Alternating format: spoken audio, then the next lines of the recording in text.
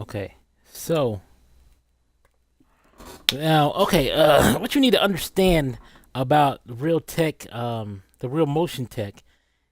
First, you need to understand how engines work.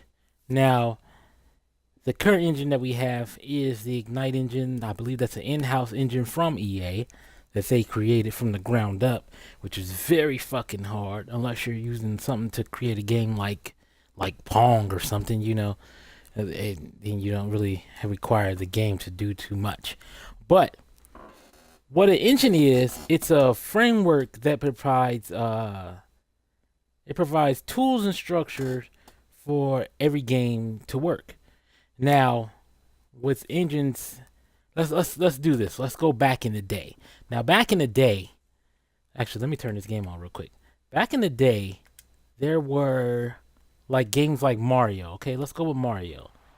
Back in the day, with Mario, you had to tell that engine, like, it's every time you were going progressing through the level was moving.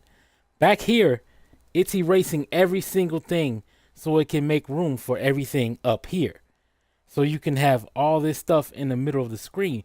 But with that engine, you had to tell it to erase this amount of memory just so you can start over right here. Now, with our new engines, what we do with today, our engines are used, the frameworks of those engines are used for graphics, audio, logic, those just the main things. But a lot of engines now, we use physics, we use AI, we use networking, we use optimization, and many more.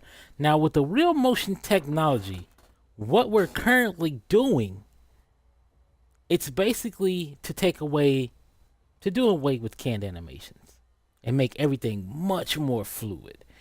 For instance, on NBA Live 18, when you go up for, let's say you go down into the post, you drive straight to the post, you got a defender on your side, you pump faking.